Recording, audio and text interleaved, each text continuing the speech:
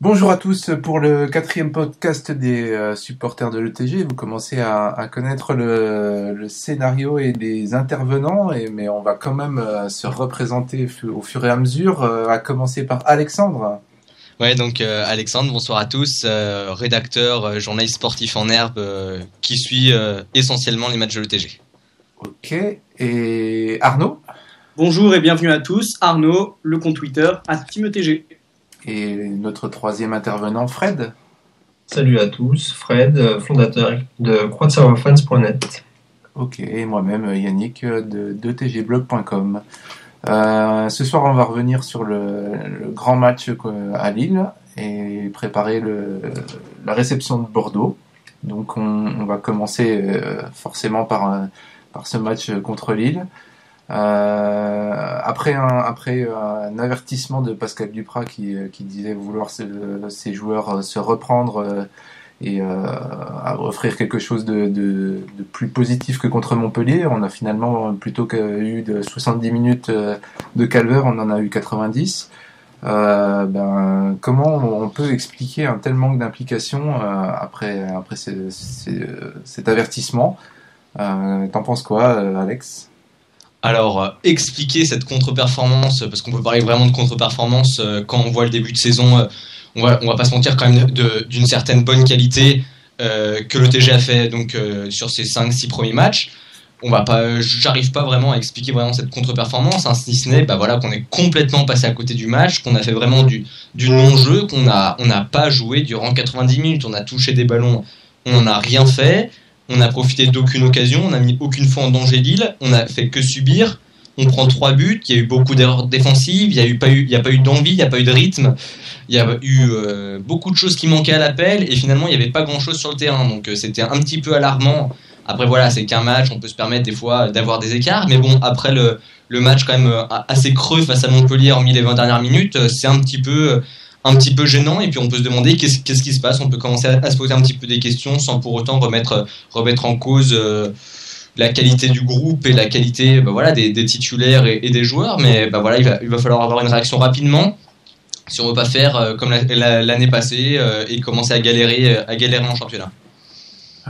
Est-ce que toi, Arnaud, tu as un début d'explication? Est-ce que les changements qui ont été opérés, le fait que ce soit un match en semaine, t'en penses quoi, toi? Le match en semaine, je pense quand même que c'est pas une excuse. D'ailleurs, aucun joueur ni Pascal Duprat ne se sont cachés derrière cette excuse-là. On a vu 10 premières minutes qui me semblaient quand même plutôt correctes. Je sais pas ce que vous en pensez, mais les 10 premières minutes étaient plutôt convaincantes. Après, il y a ce but de Salomon Kalou. À partir de là, c'est la grosse débandade. On n'a plus vu grand-chose. On n'a pas eu de montée, il n'y a pas eu d'attaque percée, il n'y a pas eu ce qu'on voyait depuis quelques semaines au Parc des Sports ou même à l'extérieur. Donc une explication, non, je pense que comme beaucoup, il n'y a pas d'explication logique ou rationnelle à ce qui s'est passé hier soir. Et toi, Fred, tu penses que c'est plutôt une faillite collective ou une faillite individuelle multipliée par 11 ou 14? Non, là c'est une faillite collective. De toute façon, il n'y a pas grand chose à dire, si ce n'est qu'on a été totalement ridicule. On n'a eu aucune agressivité, aucune envie, des fautes techniques et tactiques qui étaient vraiment dignes de PHR. Et ce qui est le plus grave, c'est ce que résume Sorlin dans son intervention en disant qu'à l'échauffement, il voyait déjà que l'équipe était pas au top pour aborder un match de Ligue 1. Donc ça par contre, c'est inexcusable parce qu'on est qui pour se permettre de prendre les matchs à la carte et de jouer un coup et de pas jouer l'autre coup. Donc ça, c'est vraiment des choses qui sont intolérables. Et j'espère qu'on va remettre l'église au milieu du village dès samedi contre Bordeaux. Quelle belle expression. Et toi, Yannick, t'en penses quoi? Moi, j'ai presque envie de dire que c'est à la fois collectif et à la fois individuel. Quand on regarde bien, les 3 buts, on les offre. Corbon qui couvre sur le premier but, les 2 latéraux qui sont fautifs sur le deuxième. C'est à chaque fois c'est relativement collectif dans le jeu, mais individuel très souvent sur les buts. C'est Mensah qui offre le troisième. Les 3 buts, on les offre, et ensuite on n'est pas bon collectivement. Donc en fait, pour moi, la faillite est collective et individuelle. Ouais. Ouais, vas-y. Ouais. Puis c'est vrai que Lille s'est montré quand même appliqué, bien en place. Après, ils n'ont pas non plus mis une pression et un rythme énorme qui ont entraîné du coup des fautes tactiques et techniques chez l'ETG. C'est vraiment l'ETG qui s'est mis à mal tout seul, qui n'a pas pris le match par le bon bout. Si ce n'est s'ils ont déjà pris un bout, on saura jamais. Lille a joué quand même correctement pour une équipe de ce calibre-là. Il fallait quand même s'attendre à une bonne équipe de Lille, et il y a eu aucune riposte, aucune réponse. Quand Arnaud dit qu'on fait 10 bonnes premières minutes, faut pas oublier que dès la 6e minute de jeu, il y a Kiaer qui trouve la barre transversale d'Hansen. Donc, et puis après, on riposte juste, et franchement, c'est quand même là le plus alarmant. Il n'y a qu'une seule frappe dangereuse, et il n'y a qu'une seule occasion de but, si ce n'est qu'on peut appeler ça une occasion de but. C'est la frappe de Bertoglio qui manque totalement d'envie et de précision sur le centre de Bérégout. Et à part ça, les tentatives à la fin de match de Bénézet et de Cambon, ça vaut rien du tout, quoi. C'est tenter, peut-être pour revaloriser nos statistiques pour pas être trop alarmant, mais ça fait peur. Ça faisait longtemps que j'avais pas vu un match comme ça.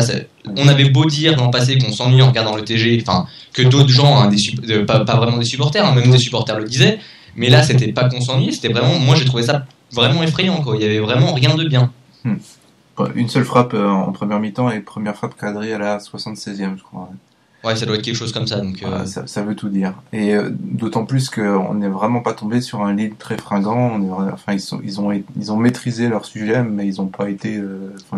Après, c'est possible que si l'ETG avait élevé le niveau, eux aussi auraient pu l'élever. Hein. Après, ils sont pas allés non plus fatigués, sachant qu'eux aussi avaient un match rapidement à faire à Lyon, surtout samedi. Donc, on peut les comprendre aussi.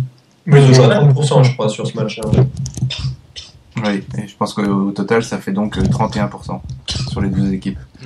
C'est vrai qu'Yannick fait bien de souligner le fait que c'était pas un Lille exceptionnel, parce qu'on pourrait croire qu'on est tombé sur un gros Lille, mais c'est vrai que c'est pas le cas. On l'a vu avec René Girard, qui était vraiment pas content du tout. Il était pas content de ses joueurs, qui gagnent quand même 3-0. Oui. Donc c'est vrai que c'est bien de le souligner. On n'est pas tombé sur un bon Lille, et on était moins sur un ETG encore plus médiocre.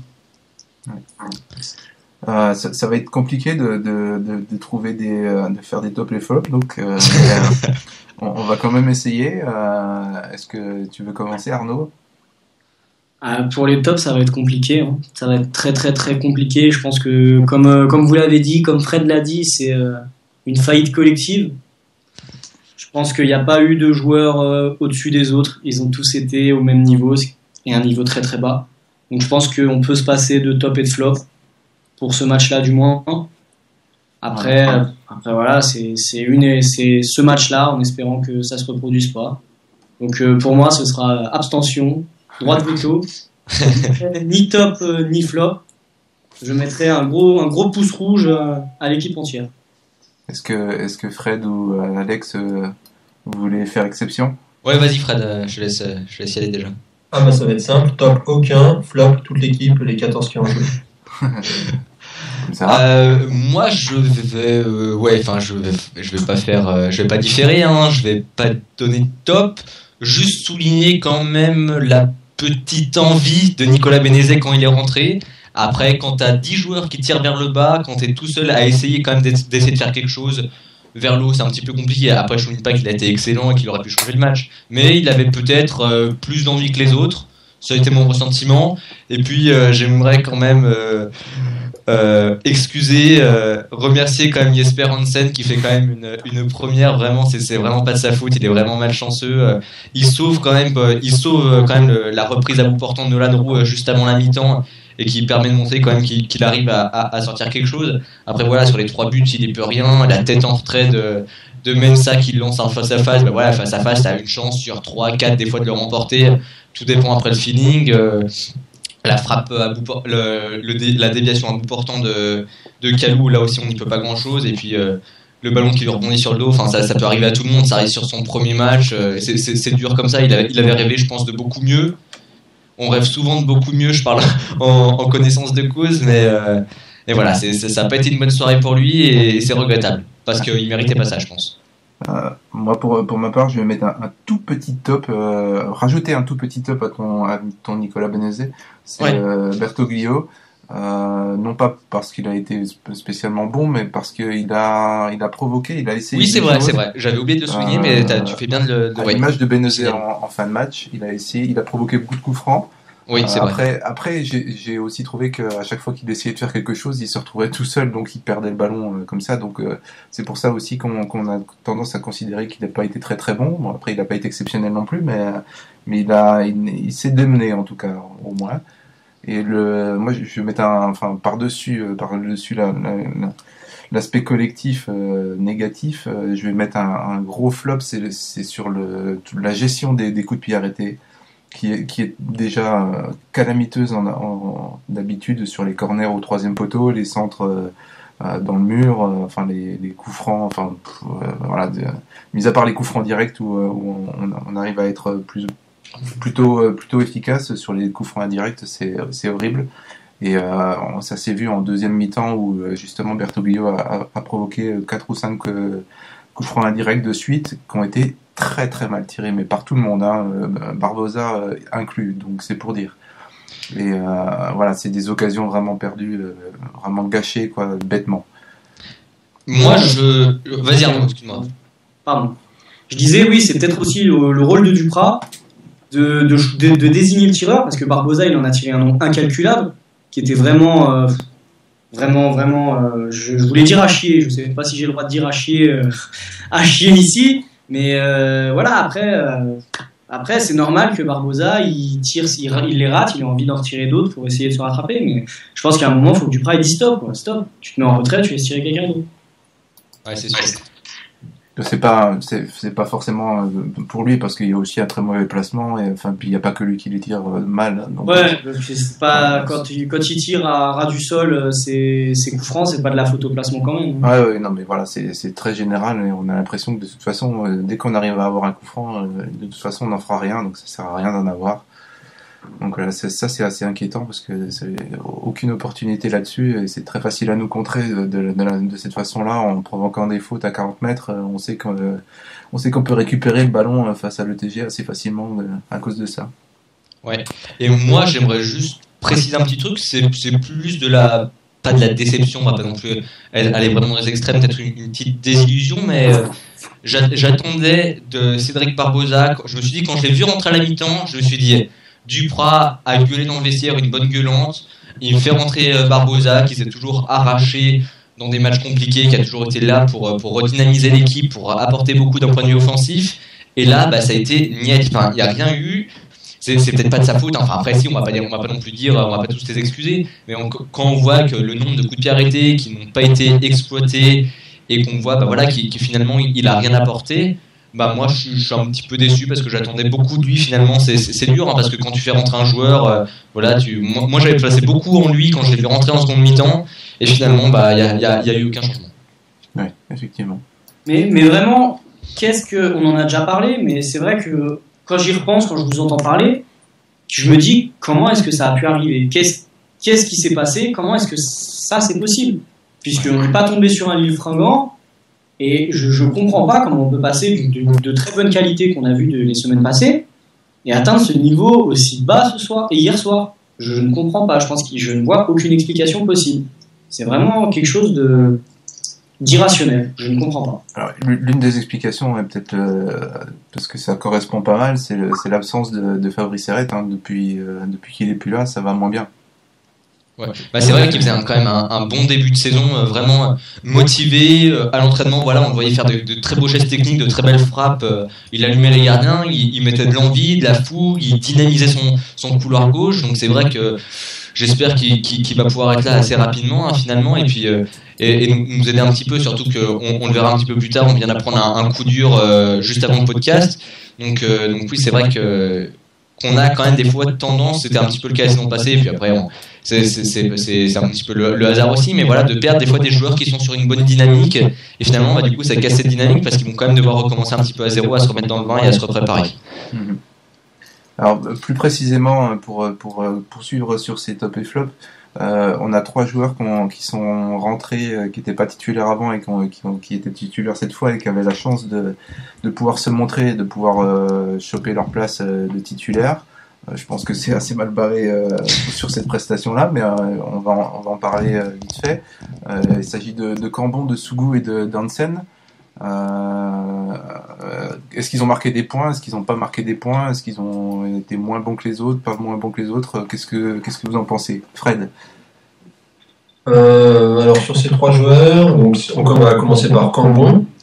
Bon, il avait quand même eu le mérite d'être le seul joueur à avoir cadré une frappe hier, donc félicitations à lui. Mis à part quelques changements de côté qui sont assez propres, il a cette qualité de temps en temps de faire des bonnes petites transversales, où il a été comme le reste de l'équipe et surtout comme les autres joueurs au milieu, totalement dépassé. D'ailleurs, j'ai pas trop compris comment, au niveau de la tactique, associer Sorlin et Cambon peut être possible, sachant que c'est 2 joueurs que je trouve qui ont le même profil de jeu. C'est pas des mecs qui vont aboyer sur le porteur de balle adverse, qui vont aller harceler les mecs en face. C'est des mecs qui sont là pour relancer, pour être une petite rampe de lancement. Et on a été totalement dépassé dans le secteur de jeu. Donc, je connais sur ce match-là a fait beaucoup à manquer de par sa présence athlétique et son style de jeu. Pour parler de Sougou, je trouve qu'il a effectué un début de match plutôt intéressant. Ça se voyait qu'il avait envie de montrer qu'il méritait d'être titulaire pour la première fois, si je ne me trompe pas. Il a été demandeur de ballon, il a fait des petites choses intéressantes, mais c'est éteint assez vite et progressivement. Et puis pour Hansen, il fait un bel arrêt quand il se couche bien en première mi-temps. Sinon, pas grand chose à signaler sur les 2 buts. Sur les 2 autres buts, il peut pas grand chose. Et puis, donc du coup, on peut pas vraiment avoir d'avis sur ce qu'il vaut réellement. Donc, c'est difficile de porter un jugement là-dessus. Est-ce que Alexandre, tu as quelque chose à rajouter? Comme je le disais tout à l'heure, Bénézet, voilà, la seule petite touche positive, comme on en a parlé dans les top le flop, donc je vais pas y revenir pour parler dans le vent alors que je vais pas me répéter. Barbosa, pareil, qu'est-ce que je suis en train de dire là? Non, on parlait surtout d'Hansen, oui. Hansen, Sougou et Cambon. Cambon, voilà, comme disait Fred, une seule frappe cadrée qui est pas non plus, voilà, il frappe mais ça sert un petit peu à rien. Sougou, j'ai pas été convaincu. D'un point de vue offensif, ça va être dur de se laisser convaincre sur un match comme face à Lille. Donc voilà, je peux pas. Il avait été intéressant face à Montpellier quand même, vu qu'il égalise, mais là rien du tout. Moi je suis plutôt mitigé. Et puis voilà, Hansen, je pense qu'il faudrait vraiment lui laisser sa chance sur un match ultérieur, peut-être pas directement le prochain, mais pour voir vraiment ce qu'il vaut dans des conditions normales, avec une vraie équipe, une équipe qui joue un petit peu plus le ballon, parce que là, quand t'es délaissé par ta défense et que t'en encaisses trop ou qu'il peut rien, c'est dur de jeter la pierre au gardien, alors que finalement, c'est pas non plus que de sa faute. Et est-ce que, Arnaud, tu veux conclure là-dessus? Un avis comme les 2 autres. Sougou, c'est difficile de lui donner une note ou de le juger au vu du peu d'engouement qu'il y avait devant et du peu d'activité qu'il y avait devant. Pour ce qui est de Cambon, il m'a fait très très très peur sur son placement sur le premier but, parce qu'il est quand même très très mal placé sur le premier but, sur ce coup de pied arrêté. Et pour ce qui est de Hansen, je pense pareil que Alexandre et Fred. Je pense qu'il mérite vraiment une autre chance, puisque c'est très difficile de le juger là-dessus. J'aurais juste une petite question à vous poser. Est-ce que vous avez remarqué, ou est-ce que vous pouvez me dire en quel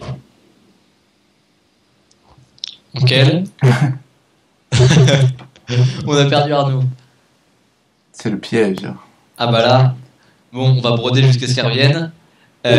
Moi, je voulais vous demander justement, donc vu qu'on a vu Cambon pas spécialement convaincant milieu récupérateur, est-ce que du coup, vu qu'on va évoquer ce souci quand même défensif, qu'on se le dise, il y a quand même un problème défensif, est-ce qu'il vaudrait peut-être mieux pas le redescendre à sa place habituelle, c'est-à-dire défenseur central, et virer peut-être un Mensah ou un Mongongu? Enfin, moi, je pencherais plutôt d'avis pour Mensah et prôner l'expérience avec Mongongu, mais je sais pas. Alors, sachant que jusqu'ici, on a beaucoup fonctionné sur les deux paires de centraux qui étaient d'un côté Cambon, Angoula et de l'autre côté effectivement Mensah. Ou Angoula, oui, j'avais pas pensé à Angoula, ou mettre vraiment Angoula, mais voilà, essayer de réformer un petit peu cette défense parce que voilà, je la trouve un petit peu quand même, un peu beaucoup, voilà. Je pense que c'est une question qui doit traîner dans la tête de Duprat en ce moment, qui on l'a déjà dit, a dû se dire qu'il allait imposer sa défense centrale et ne pas y toucher pour que les automatismes se créent, et qu'il doit être de plus en plus en train de se demander s'il n'a pas fait les mauvais choix ou s'il ferait pas mieux de revenir. Et je pense que la question est très compliquée à trancher et qu'il va avoir vraiment du mal à la trancher. Après, c'est vrai qu'on peut se mettre, on va jamais savoir ce qui se passe vraiment dans la tête d'un entraîneur de Ligue 1, mais quand tu vois, tu testes une charnière, que tu as quand même un petit peu expérimenté en match amical, tu vois sur les premiers matchs que ton équipe joue bien, tu prends des buts, mais tu arrives à gagner, à te classer correctement et à faire une bonne dynamique, tu te poses pas de soucis, tu les alignes. Après, c'est vrai que quand tu vois le match face à Montpellier, tu te poses un petit peu des questions. Quand tu vois vraiment le match de Lille, qui n'est que le prolongement de celui de Montpellier, si ce n'est en pire, là oui, tu es forcément obligé de te poser des questions et vraiment te demander s'il n'y a pas mieux à faire, parce que Mensah, je trouve, manque encore un petit peu de justesse, manque encore un petit peu d'expérience. Mon Gongou est là depuis longtemps. Après, je sais pas ce que vous pensez. Vous feriez quoi, vous? Vraiment une très très très très bonne question. C'est compliqué parce qu'ils ont effectivement les deux fait des erreurs assez embêtantes pour des centraux. Peut-être que effectivement psychologiquement par rapport à ce qu'a pu être fait l'an dernier entre les changements entre Laquet et Andersen, pourquoi pas essayer de donner un petit coup de pied dans la fourmilière en remettant Angoula et Cambon, pourquoi pas. Mais, ouais. Compliqué. D'accord. Et toi, Fred? C'est difficile trancher dans le vif en changeant complètement de défense centrale d'un match à l'autre, parce que je pense que ça pourrait laisser des traces, donc je sais pas. Après, peut-être incorporer Angoula, je suis pas forcément contre, parce que c'est vrai que c'est le plus expérimenté, même s'il a pas il a progressé en même temps que le club, donc il a pas eu une grosse expérience en Ligue 1, mais voilà, il a quand même une présence, c'est un batailleur, il a du caractère. On sait que ce mec-là, il sera à 110%, et je pense que le mettre à la place d'un des deux centraux sur le match de samedi, ça peut se faire. Je suis plutôt d'accord avec Fred, juste sur le point où, contrairement à toi Yannick, sur le prochain match ou sur un prochain match venir, je ne changerai pas d'un coup les deux centraux. Ça bouleverserait quand même la charnière centrale et le noyau défensif. Tu peux faire provisoirement en mettant par exemple Angoula et en laissant Mongongu. Si Mongongu est pas bon, prochain match tu laisses Angoula et puis tu mets Cambon par exemple. Mais les changer deux d'un coup, je suis pas sûr que ce soit une bonne idée. Mais c'est vrai que le retour d'Angoula, qu'on voit que Cambon a pas été convaincant hier. Le retour d'Angoula, peut être envisagé et peut être une bonne idée. Je pense qu'il peut être testé prochainement, par exemple, quand on voit Guingamp, on va les affronter en Coupe de la Ligue. Mais c'est vrai qu'après l'échéance, quand même, commence à devenir loin. C'est parce que d'ici Guingamp, il y a quand même quelques matchs et il peut y avoir déjà beaucoup de points de perdus. Oui, tout à fait. Et on retrouve avec nous Arnaud. Eh ben non. On le retrouve pas. Excellent, super. Je suis là. Ah, voilà. Pardonnez-moi, mon Wi-Fi ce soir n'a pas envie de me laisser participer. Ouais. Alors, t'avais une question, vas-y. Exactement. Je voulais savoir si vous saviez dans quelle langue parlait Hansen lorsqu'il parlait à sa défense ou à ses coéquipiers. Un savoyard, je crois. Ouais, c'est Harvey. C'est une bonne question, sachant que Mensah a encore beaucoup de mal avec le français. C'est pas impossible qu'il se parle en anglais. Parce que j'ai entendu de Bein Sport évidemment quelques mots et c'est vrai que ça me semblait soit du très mauvais anglais, soit une langue que je ne connaissais pas. Donc c'est ça qui m'a un petit peu intrigué. Tout de même. Après, j'ai envie de dire un petit truc poétique, le foot est une langue universelle. Oh, c'est beau. On peut conclure là-dessus, je crois. Je crois qu'on a tout dit. Non, mais au-delà de ça, il y a des en tant que gardien, il y a des phrases qui sont très importantes et qui peuvent être apprises assez rapidement. La première chose qu'on apprend à un gardien qui va en Angleterre, comme Lloris, c'est de se signaler. On se signale en Angleterre en gueulant keeper. Donc voilà, c'est le genre de mots qu'on peut apprendre très vite. Et donc ensuite le droite gauche, avant arrière, on apprend ces trucs-là assez vite. Donc je pense que ça, en français, en anglais, je pense qu'ils peuvent s'en sortir pas trop mal quand même. Ce qui m'a fait rire, moi, c'est la petite description de Jesper Hansen sur Twitter qui a marqué le gardien Evian TGFC. C'est le gardien, quoi. C'est pas un des gardiens, c'est number one. Ouais, je pense que c'est surtout Google Traduction. Oui, non, mais je sais bien, c'était. Ouais, je sais. Ok. On va passer à un petit truc qui est survenu en début de semaine, hier, je crois.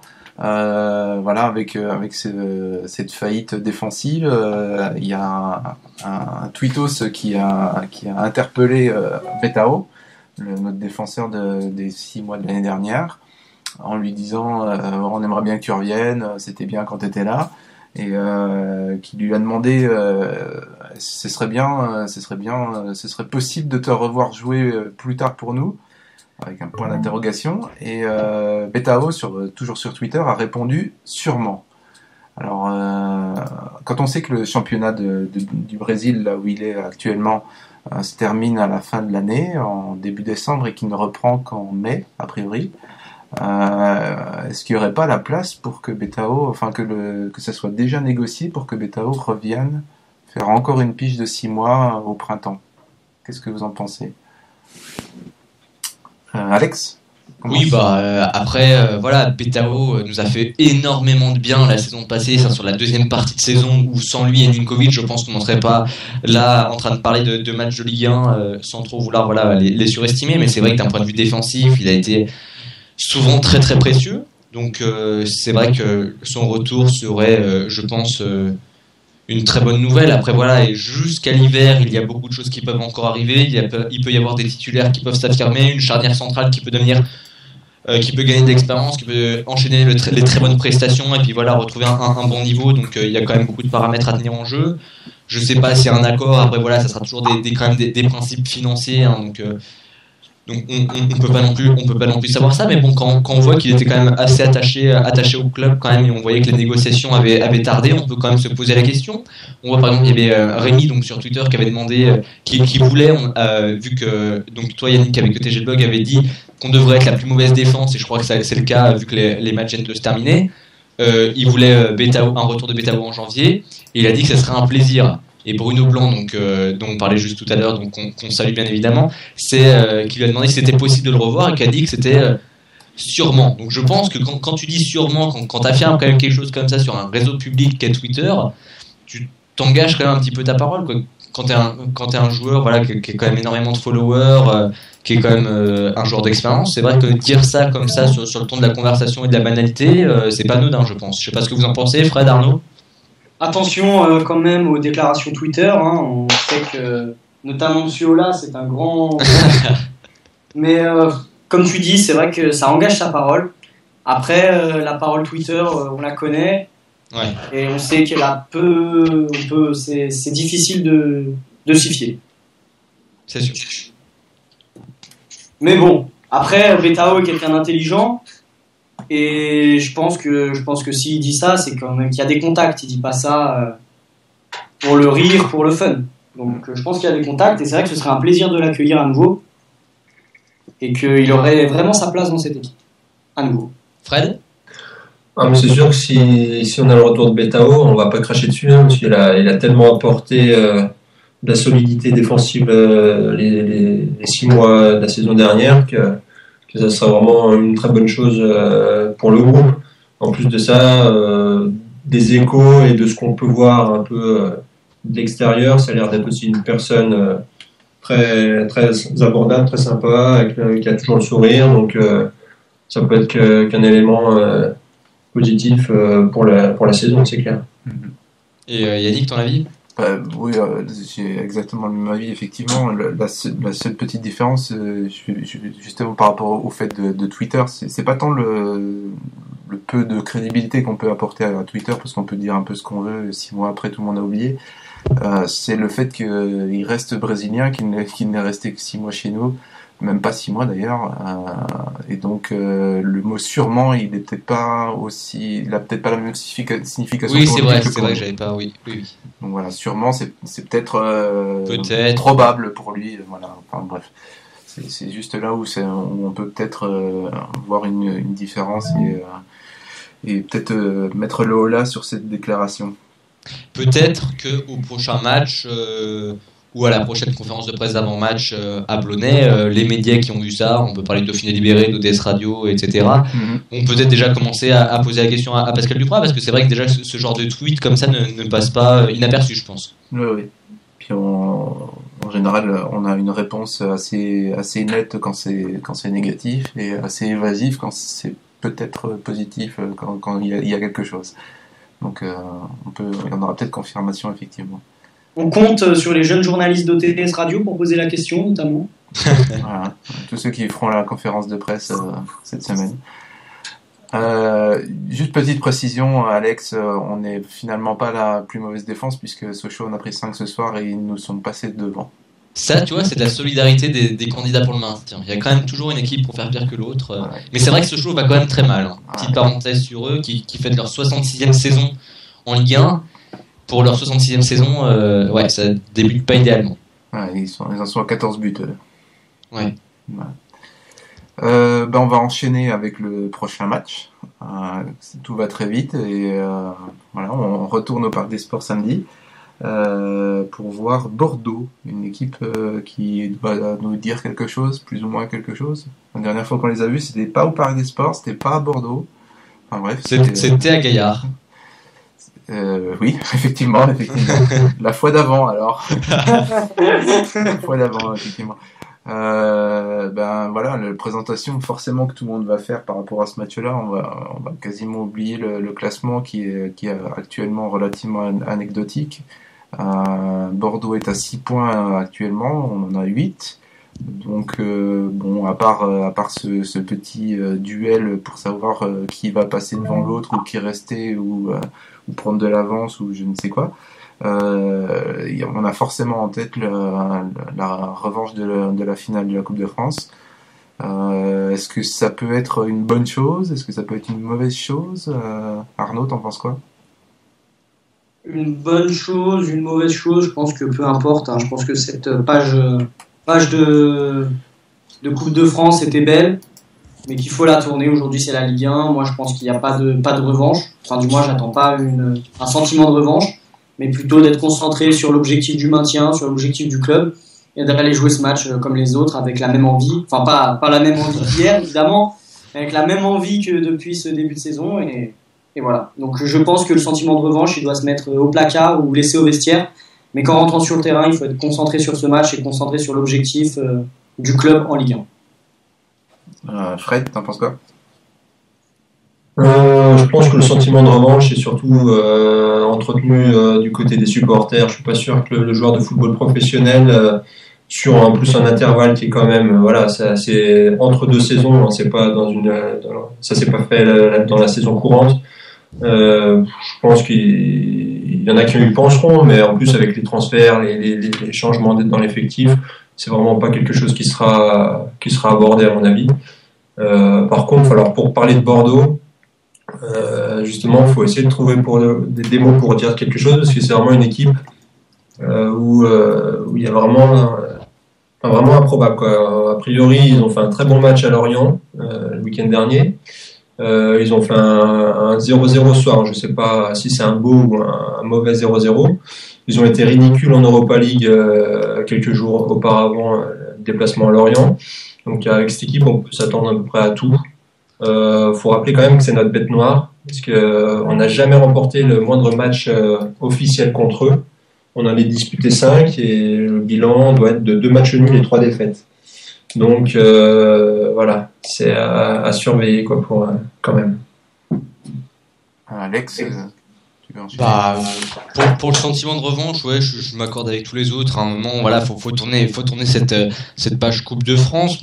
Je pense que oui, ça va être nourri du côté encore un petit peu des supporters et des médias, et que les joueurs vont moins s'y prêter, mais moi je pense surtout que même si voilà, cette Coupe de France va passer, peut-être les saisons vont passer, moi j'aurai toujours quand même ce sentiment particulier d'affronter Bordeaux, parce que c'est vrai que Francis Gillot mettait bien des petits coups de pression aux médias, pas méchamment, hein. Voilà, il sait mettre la pression d'avant-match par presse interposée. Il y a quand même toujours, il y aura toujours cette petit esprit particulier, parce que entre deux finalistes et puis surtout le vainqueur de la Coupe de France qui nous a battus dans le temps, presque à la fin du temps réglementaire. Et c'est vrai qu'actuellement, Bordeaux, à la fin de cette 7e journée de Ligue 1, sera derrière nous au classement et sera même le premier relégable avec seulement 5 unités au compteur. Donc voilà, on voit que leur début de saison est pas minable, hein, on va pas non plus aller jusque-là, mais c'est vrai qu'il est quand même faible pour une équipe quand même de ce calibre-là. On voit qu'avec le match nul de ce soir, ça fait 5 matchs, 5 rencontres, toutes compétitions confondues, qu'ils n'ont pas gagné. Ils ont fait 2-1, ils ont perdu 2-1 à Saint-Etienne, ils ont perdu 2-0 chez eux face à Paris, ils ont pris une raclée à Francfort en Europa League, ils ont fait 3-3 à Lorient, et là ils viennent de faire 0-0 en recevant Reims. Donc on voit que c'est pas très convaincant en ce moment. Attention à la réaction à l'orgueil, parce que quand on affronte une équipe quand même expérimentée comme Bordeaux, on peut s'attendre à tout. Surtout qu'en attaque, ils ont quand même Diabaté qui nous a fait très très très très mal en mai dernier. On va pas rappeler à Laquet ses mauvais souvenirs. Et puis voilà, faudra être vigilant, mais il y a la place. Après, on avait dit qu'il y avait la place contre Lille, on voit ce qui s'est passé. On attend surtout une réaction et un état d'esprit totalement différent du côté de l'ETG. Et même si l'état d'esprit est différent et qu'on perd, je pourrais peut-être m'en satisfaire, parce qu'on voit que finalement, Lille n'était qu'une contre-performance et ça a été vite oublié. Donc plus que la victoire, je souhaite une remise en question et un match complètement différent, avec un état d'esprit de vainqueur, de guerrier qui peut nous permettre de faire quelque chose de bien cette saison. Personnellement, j'y crois pas trop sur saut d'orgueil des Girondins dont tu parlais. C'est possible, comme toute équipe, c'est possible. Évidemment que c'est possible, évidemment. Mais très honnêtement, j'y crois pas trop. C'est pas, pour moi, cette équipe, elle a vraiment très peu de caractère. Très très peu de caractère. On l'a vu sur les matchs. Il lâche complètement le match à Lorient, et là, le match face au Stade de Reims, c'est un match chez eux à Chabandelmas. C'est des choses qu'ils doivent gagner, quoi. Pour moi, c'est une équipe sans caractère, vraiment. Alors, pour rebondir sur ce qui a été dit avant par rapport au sentiment de revanche, il suffit de prendre le 11 de départ de la finale. Laquet, Betao, Vas, Cambon, Djadjedje, Ninkovic, Rabiot, Sorlin, Clifa, Sagbo, Berigo. Voilà, très peu de joueurs vont être amenés à jouer samedi dans ce 11-là. Laquet, Vas, Djadjedje est blessé, Ninkovic est parti, Betao est parti, Rabiot est parti, Sorlin, Clifa est parti, Sagbo est parti, et donc Berigo. Donc il y a presque les 2/3 de l'équipe qui sera pas de toute façon sur la pelouse samedi. Donc effectivement, en termes de sentiment de revanche, ça sera pas forcément ça. Voilà. Et puis il me semble qu'un de leurs joueurs vient de se blesser. Il y a une ou deux rencontres et qui du coup sera absent du coup pour le match à Annecy. Oui, qui donc ? Je sais plus du tout. J'arrive pas à retrouver ça. Si vous qui nous écoutez le savez, n'hésitez pas à le préciser dans le commentaire et à vous moquer de notre manque de culture et de savoir footballistique. Mais non, j'ai oublié. Mais il me semble que c'était quand même un joueur, un bon joueur de l'effectif. Hein. Je chercherai de retrouver ça avant la fin du podcast si possible. D'accord. Donc j'en ai parlé à l'instant. On a eu la nouvelle aujourd'hui de la blessure de Brice Djadjedje qui s'est blessé contre Lille au genou, et a priori il en a pour 6 semaines. 6 semaines, c'est-à-dire les 6-7 prochains matchs Coupe de la Ligue inclus, jusqu'à début novembre, à peu près jusqu'au match de Monaco. Le gros problème, c'est que tout comme Sabaly, la défense n'avait pas bougé jusque-là, était relativement cohérente, et donc il va falloir changer. Mais qu'est-ce qu'il faudra changer ? Est-ce qu'il faut faire redescendre basse ? Qu'est-ce qu'on peut bien changer, et qu'est-ce que vous verriez bien faire pour éviter que ça chamboule tout et que ça reste cohérent ? Fred. Juste pour dire que je viens de retrouver le joueur de Bordeaux qui vient de se blesser, donc c'est André Poco, qui a joué 6 c'est les 6 derniers matchs et qui a été 5 fois titulaire. Donc ils perdent un joueur indiscutable dans le 11 de départ. D'accord. Ok. Donc, par rapport à ce poste de latéral droit, à mon avis, je pense que c'est ça Pascal Duprat va faire, c'est repartir comme on avait fait en début de saison avec Basse latéral et Benezet devant lui. En plus, c'était une association qui avait très bien marché, je trouve, qui donnait beaucoup de satisfaction avec les montées de Basse, les dédoublements. C'était quelque chose qui était très très très bien. Donc, je pense que c'est ce dispositif qui va être reconduit, à mon avis.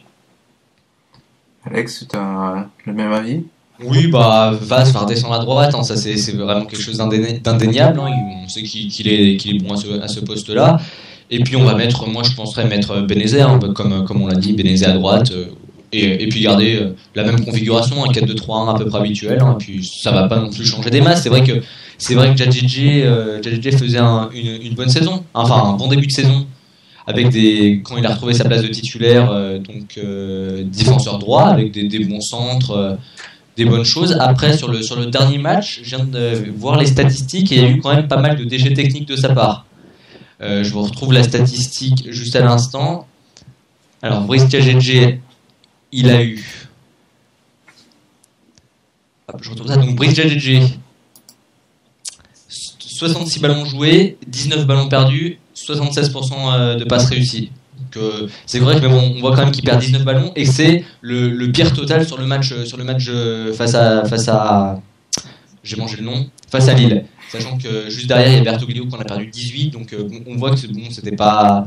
c'était un match correct de personne. Donc, oui, mais voilà. Perdre plus de ballons que Bertoglio qui était au cœur du jeu, effectivement, c'est significatif. Après, c'est vrai que ça peut être intéressant du coup de relancer Benezet titulaire. On voit qu'il avait quand même montré pas mal d'envie. On l'a souligné quand même dans notre léger top. Donc voilà, le mettre titulaire en espérant qu'il félicite la confiance qu'on place en lui, et qui commence à marquer ou à faire des passes décisives et à devenir un petit peu plus décisif. Ok. Arnaud ? Voilà, je pense que ce que vous avez dit est juste. Djadjedje était suspendu en début de saison. Et je pense qu'il suffit de regarder un peu la composition au moins défensive de ce début de saison et qu'on verra la même chose. Je pense qu'il n'y aura pas de surprise. De toute façon, il n'y a pas l'effectif pour créer la surprise.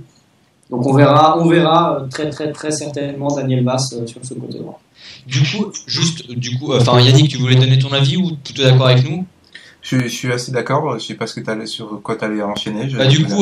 La blessure de Djadjedje veut dire une place vacante dans le groupe professionnel, ça veut dire qu'il va y avoir un joueur de la réserve qui va monter dans notre groupe. Donc on en avait parlé la semaine dernière, mais actuellement vous pensez qu'on a besoin de qui si on devait retenir vraiment 15 joueurs? Claire. Alors ça dépend si Pascal Duprat veut faire un changement plus ou moins poste pour poste ou pas, parce que effectivement si tu perds un défenseur et que tu fais rentrer Nsikulu, même s'il est rentré effectivement aussi comme il peut rentrer finalement comme latéral ou Baouya plus comme latéral. Après faut voir, c'est assez compliqué parce qu'on n'a pas pléthore de défenseurs à faire rentrer. C'est sûr. Est-ce que ça correspondra pas à un retour de Fabrice Errett? Est-ce que c'est possible de rappeler Réveilleur, du coup, vu qu'on a une place à droite vacante? Biche pour 6 semaines. Oui, 6 semaines, 600 000, je sais pas ça. Mais je crois que monsieur a des envies de grandeur et qu'il préfère ne pas jouer que jouer avec Antonin Gaillard. Donc laissons-le dans son coin. Mm-hmm. Pourquoi pas incorporer Ilan Bocara peut-être? Oui, c'est vrai que ça serait intéressant. De toute façon, ça sera probablement entre Bocara, Errett s'il revient de blessure, et Baouya éventuellement qui peut compenser un remplacement d'un latéral. Après, il ne faut pas oublier qu'il va y avoir le retour des blessures. Il me semble que Ruben va pas tarder à revenir aussi. Donc, Ruben, c'est encore un petit peu tôt à mon avis. Encore une semaine. Ouais. Après, on ne peut pas savoir comment évoluent les blessures. Ouais, les choses. Mais je pense qu'Errett est plus près de la fin de sa blessure que Ruben. Après, c'est vrai que finalement, à bien y réfléchir, on perd certains joueurs dans l'effectif, mais il y a quand même beaucoup de monde qui s'entasse pour prendre la place. Donc, c'est vrai que ça va être intéressant quand même d'avoir quand même de la réserve et des joueurs qu'on peut utiliser dès qu'il y a un souci, mais finalement, défenseur droit, on n'en a pas des masses à Parvas, hein, finalement, à Parvas et Jadjedje, finalement, ouais. Alors, moi, je voulais juste rebondir sur une chose, c'est que tout à l'heure, on parlait de éventuellement faire des changements en défense centrale. Là, il s'impose à nous le changement en latéral.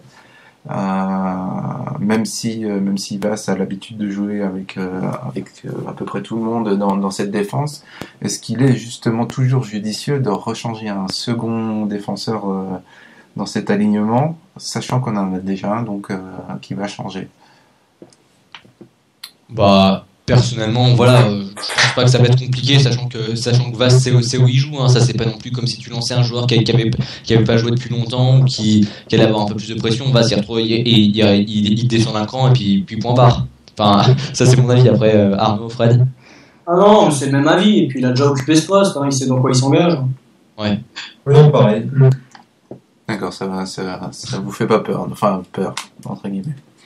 Okay. Moi, je serais même plutôt d'avis à faire un 3-5-2, tellement on est bon en défense.